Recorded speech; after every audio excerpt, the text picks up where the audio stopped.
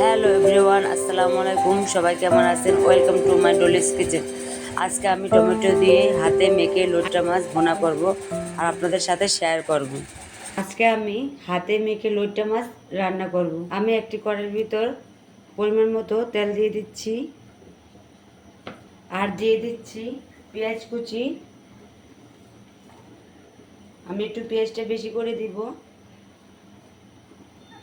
আর দেব কেটে রাখা কাঁচামরিচ আর দিয়ে দিচ্ছি আদা রসুন বাটা 1 টেবিল চামচ আর দিয়ে দিচ্ছি পেঁয়াজ বাটা 1 টেবিল চামচ আর দিয়ে দিচ্ছি স্বাদ মতো লবণ, দিয়ে দিচ্ছি হলুদের গুঁড়া আধা চামচ, দিয়ে দিচ্ছি মরিচের গুঁড়া আধা চামচ, দিয়ে দিচ্ছি জিরের গুঁড়া আধা চামচ, দিয়ে দিচ্ছি ধনের গুঁড়া আধা চামচ, দিয়ে দিচ্ছি হাফ চা চামচ গরম মশলার গুঁড়া আর দিয়ে দিচ্ছি কেটে রাখা একটা টমেটো।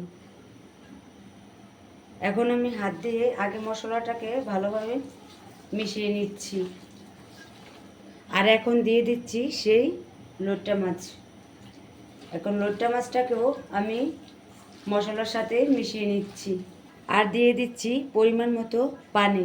পানিটা কিন্তু আমি বেশি দিব না, সামান্য পরিমাণ পানি দেব।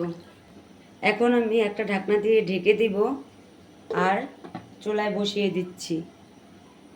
এই লোট্টা মাছটাকে আমি 4-5 মিনিট রান্না করে নিব। এখন আমি আবারও ঢাকনাটা উঠিয়ে দিব আর একটু নেড়ে চেড়ে দিচ্ছি। এখন আমি আবারও ঢাকনা উঠিয়ে দিচ্ছি। আমার লোট্টা মাছটা রান্না হয়ে গেছে। এখন আমি চুলা বন্ধ করে দেব।